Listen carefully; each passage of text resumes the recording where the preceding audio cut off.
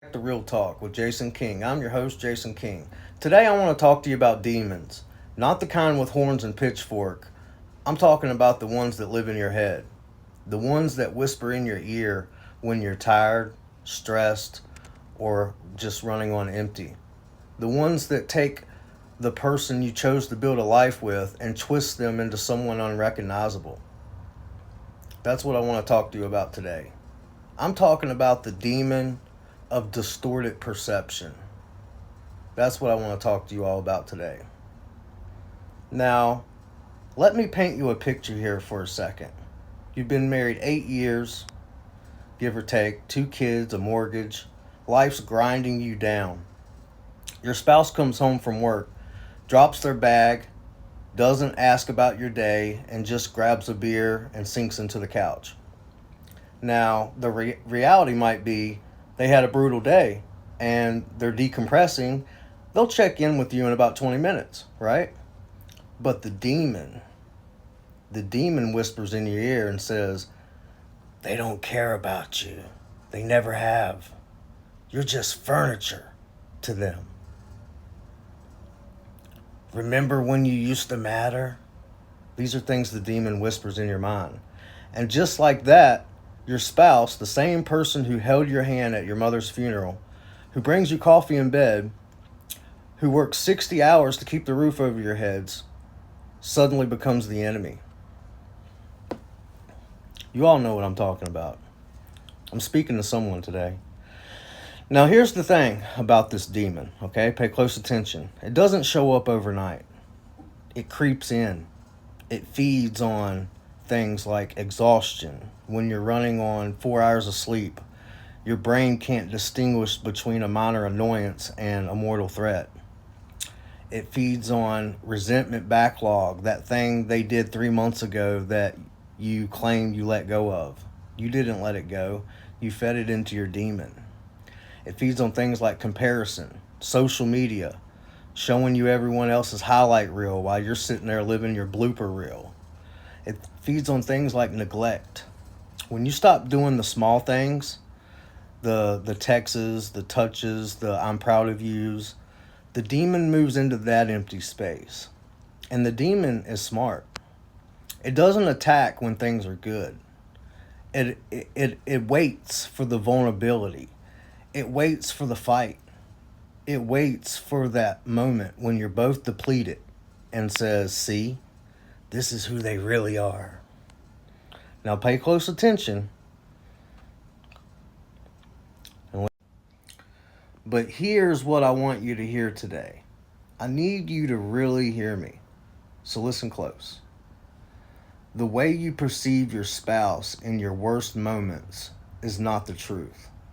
It's the distortion. Your spouse is not the villain the demon paints them to be. They're flawed, tired. They're a flawed, tired, trying human being, just like you are. The demon wants you to forget that you chose each other.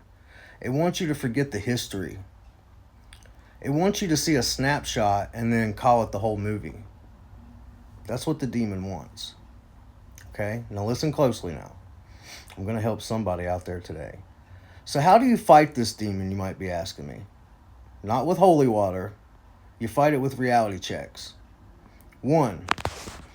When the negative narrative starts spinning, pause and ask yourself, would I say this about them to a stranger? Would it sound fair?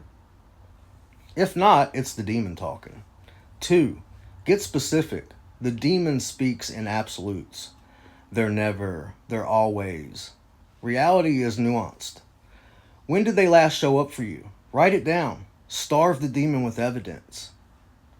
These are ways to beat the demon inside your mind. 3.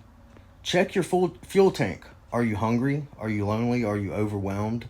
The demon feasts on empty stomachs. The demon feasts on empty stomachs and empty hearts. Fix the basics before you fix the marriage. 4. Talk to your spouse like they're your spouse and not your opponent. The demons wants combat. It wants you weaponized. Disarm it with curiosity instead of accusations. Hey, I've been feeling disconnected. Can we check in with each other later?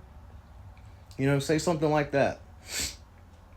Look, I'm not saying every marriage can or should be saved. Some relationships are genuinely unhealthy, and I'm not here to gaslight anyone into staying somewhere harmful. But I am saying that a huge percentage of the marriages that I see falling apart aren't falling apart because the love died. They're falling apart because the demon of distorted perception convinced two good people that they were enemies. And that's what I've been seeing over the years. And that's a tragedy. Because the person you fell in love with is probably still in there. They're just behind the filter that the demon put over your eyes. Now listen close. I'm not finished just yet. So here's my challenge to you this week. Notice the demon. Name it when it shows up. And choose consciously, deliberately, to see your person with clear eyes. Now that's real talk. The demon hates clarity. It can't survive in the light. This has been Real Talk with Jason King. Until next time, keep it real and keep fighting the demons that aren't really there. See you all in the next video. God bless. Peace out.